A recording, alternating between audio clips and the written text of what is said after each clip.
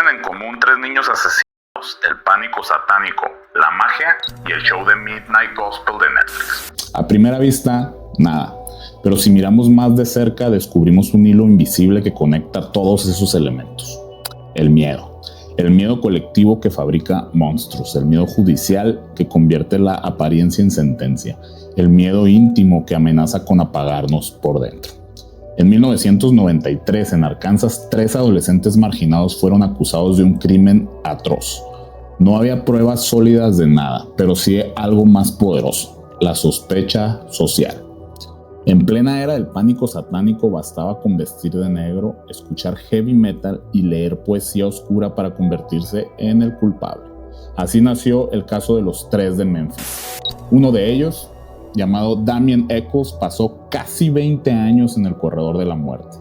Y lo que lo sostuvo no fueron abogados ni jueces, sino algo que muchos considerarían aún más extraño: la práctica de la Magic.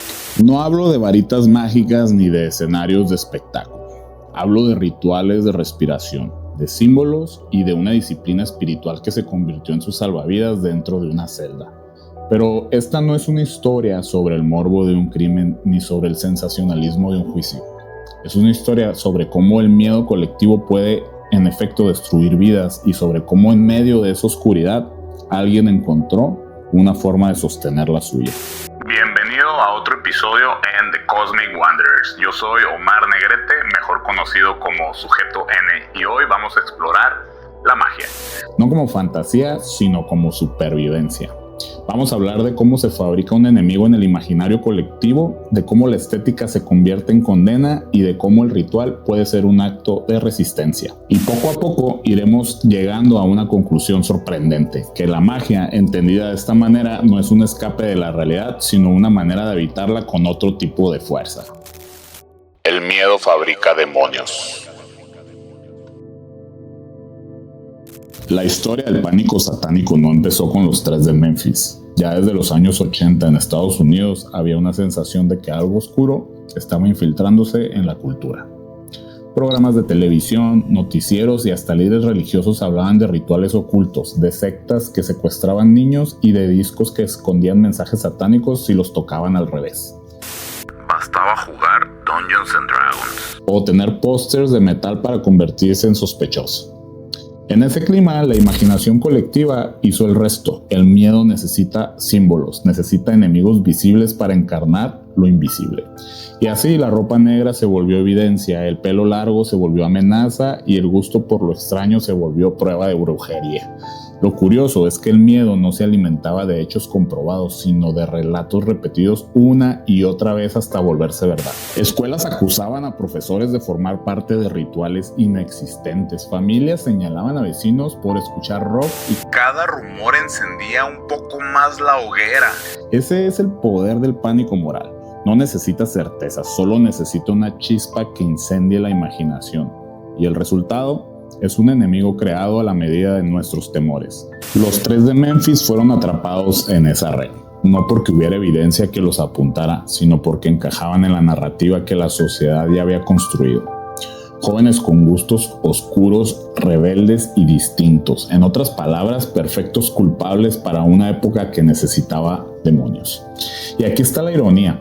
La magia de la que se les acusaba no estaba en rituales prohibidos ni en sacrificios ocultos. La magia real estaba ocurriendo en otro lado, en la forma en que el miedo colectivo transformó símbolos culturales en pruebas judiciales, en cómo la imaginación social se convirtió en un hechizo mucho más peligroso que cualquier grimorio. El pánico satánico nos recuerda algo incómodo. No hace falta que exista un demonio para que la gente lo vea. Basta con que el miedo colectivo necesite un rostro. Y cuando eso pasa, cualquiera puede terminar condenado. No por lo que hizo, sino por lo que representa. Estética convertida en sentencia. Damien Echols no era distinto a miles de adolescentes de los 90. Escuchaba Metallica, leía Stephen King, escribía poesía oscura y vestía de negro. Pero en un pueblo conservador de Arkansas eso bastaba para convertirlos en sospechosos. Tras el hallazgo de los 3 cuerpos de los niños, la policía necesitaba culpables y la sociedad necesitaba un rostro que encarnara la amenaza. Damien junto con Jason Baldwin y Jesse Misskelley encajaba perfecto en la narrativa. Jóvenes marginados, diferentes, con una estética oscura que podía venderse como satánica. El juicio fue más un espectáculo que una investigación. Se habló de rituales, de ocultismo y de libros de Aleister Crowley encontrados en la casa de Eccles. Poco importó que no hubiera pruebas físicas sólidas ni ADN que los ligara al crimen. El relato ya estaba escrito. Los 3 muchachos eran los monstruos que la gente necesitaba para estar tranquila. Damien fue sentenciado a muerte, Jason a cadena perpetua y Jesse también. 3 adolescentes convertidos en chivos expiatorios de un miedo colectivo, y aquí es donde la historia adquiere un tono casi mítico. Porque encerrado en una celda de 2x3, aislado del mundo, Damien no se entregó a la desesperación. Encontró refugio en lo que él llama magic, la práctica ritual, la atención enfocada y la disciplina espiritual. En entrevistas posteriores lo resumiría con brutal claridad. La magia me salvó la vida. Mientras el mundo lo veía como un monstruo, él se reconfiguraba por dentro. Respiración, visualización y vibración. Rituales que no buscaban manipular el mundo externo, sino sostener la propia mente. Pasaron casi 2 décadas, el caso fue cuestionado y documentales como Paradise Lost pusieron en duda el proceso. Y finalmente en 2011 los 3 fueron liberados mediante una declaración Alford. Un acuerdo en el que mantenían la declaración de culpabilidad pero reconocían su inocencia en los hechos. Una salida jurídica que dejó un sabor muy amargo. Damien salió en libertad pero con cicatrices invisibles y sin embargo con una certeza. La magia entendida como disciplina espiritual había sido su salvavidas. Lo que para los jueces era prueba de condena, su afinidad con lo oculto fue en realidad lo único que lo mantuvo con vida. La paradoja es brutal, fue condenado por la sombra de la magia y salvado por la práctica real de la misma. ¿Qué es la magia según Eccles? Cuando Damien Eccles habla de magia no se refiere a chispas de colores ni a conjuros para mover objetos. Habla de algo más sobrio y profundo. Para él, la magia es una práctica espiritual, un entrenamiento de la atención, una disciplina de conciencia. Se sostiene sobre 3 pilares simples pero exigentes: respiración, visualización y vibración. Respiración porque regula el cuerpo y calma la mente. Visualización porque transforma la intención en símbolo, y vibración porque entonar palabras o nombres sagrados concentra la energía y el enfoque. Estos 3 actos se entrelazan en rituales que no buscan manipular al mundo externo, sino ordenar al universo interno.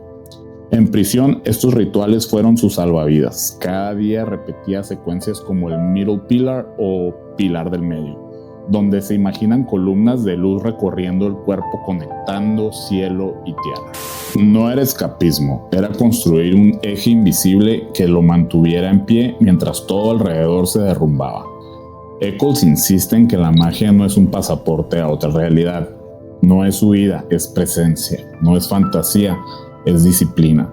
El ritual no obliga al universo a obedecer, sino que alinea a quien la practica con un estado más lúcido y más templado. La magia es, en sus palabras, un acto de supervivencia espiritual.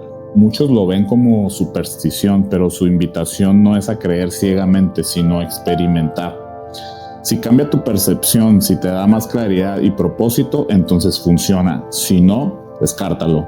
En el fondo, la magia que Eccles describe es un espejo de lo humano. Todos necesitamos rituales, símbolos y respiraciones conscientes. Todos buscamos un hilo que nos sostenga en el caos.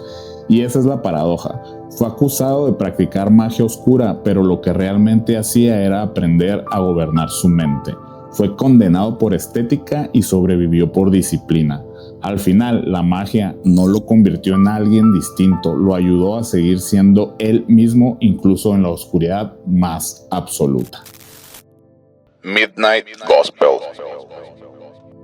Aquí ustedes se preguntarán, ¿qué tiene que ver todo esto con la serie de Netflix Midnight Gospel? Bueno, pues aquí es donde viene el giro interesante. En el episodio 3 de Midnight Gospel, Clancy viaja a un mundo acuático. La animación se vuelve un torbellino de colores imposibles, corales que laten como corazones y criaturas que parecen salidas de un sueño psicótico. Y de pronto aparece un pececito parlante. La voz es calma, serena, casi hipnótica.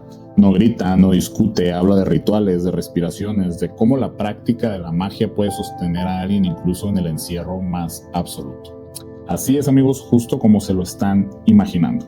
Ese pez no es un personaje cualquiera, es nada más y nada menos que Damien Echols, el mismo que pasó casi 20 años en el corredor de la muerte. La serie hace un juego brillante. Mientras la pantalla se satura de estímulos, la voz de Echols se mantiene estable. En medio del caos visual, lo que transmite es calma, como si la animación representara la mente desbordada de Echols y su relato fuera el eje que la centra. Echols explica que la magia ceremonial no son fuegos artificiales ni conjuros teatrales, es más un entrenamiento de la conciencia. Habla de respiraciones rítmicas, de visualizaciones y de símbolos que se cargan de sentido. Y lo dice sin grandilocuencia, simplemente como la disciplina que le permitió sobrevivir. Aquí la magia aparece retratada no como fantasía escapista, sino como un arte de resistencia interior. El pez habla de encontrar la luz en la oscuridad y de sostener la atención cuando todo alrededor empuja al colapso. Y lo hace con la naturalidad de quien ya estuvo en el abismo y encontró un modo de seguir de pie. Lo interesante es cómo The Midnight Gospel traduce una experiencia tan íntima en un lenguaje universal. La animación desbordada simboliza el caos de la mente, el ruido de la vida, el descontrol. Y en medio de eso, la voz que insiste en la práctica ritual es como un recordatorio, un eje posible. Siempre hay un centro al que volver. Al escucharlo, uno entiende que la magia en este contexto no es huida, es la decisión de permanecer despierto cuando todo parece exigir que te duermas. Es darle forma al caos interno para no ser devorado por el caos externo. Y quizás por eso funciona tan bien dentro de Midnight Gospel, porque nos recuerda que lo fantástico no es evasión, sino otra manera de mostrar lo real, una manera que nos dice que incluso dentro del océano más caótico hay una voz que puede sostenernos a flote. La paradoja. La historia de Damien Echols nos deja un eco difícil de ignorar. Fue condenado por símbolos, pero salvado por símbolos. Fue sentenciado por la sombra de la magia y sobrevivió gracias a la práctica real de la magia. La paradoja es clara. Lo que para el mundo era superstición, para él fue disciplina. Lo que para los jueces era prueba de condena, para él solo fue estructura de resistencia. Y eso nos obliga a mirar la magia desde otro ángulo. No como truco ni como evasión, sino como la capacidad humana de darle forma al caos interior. Como un lenguaje de rituales, respiraciones y símbolos que nos recuerdan que aún en medio de la oscuridad podemos encender una chispa. Porque el verdadero peligro nunca estuvo en los grimorios, ni en la música, ni en la ropa oscura. El verdadero peligro estaba en la imaginación desbordada del miedo colectivo. Esa sí es magia oscura, la de una sociedad capaz de transformar la estética en culpabilidad. Damien Echols nos muestra lo contrario, que también existe una magia luminosa, una magia que no busca manipular a otros, sino sostener la propia conciencia. Una magia que no convierte el mundo en fantasía, sino que nos da la fuerza para habitarlo con lucidez. Y quizá ahí está la lección más incómoda. La magia no es espectáculo, es supervivencia. No es escapar del dolor, es aprender a respirar dentro de él. No es alterar la realidad externa, sino encender la lámpara interna que permite atravesarla. Al final, la magia es el recordatorio de que incluso en el corredor más oscuro todavía existe una puerta invisible. Y esa puerta no se abre hacia afuera, se abre hacia adentro. Muchas gracias por escucharnos. Yo soy Sujeto N. Nos vemos hasta la próxima. Esto fue The Cosmic Wanderers y recuerda, vagar no es estar perdidos, es recordar que aún no llegamos.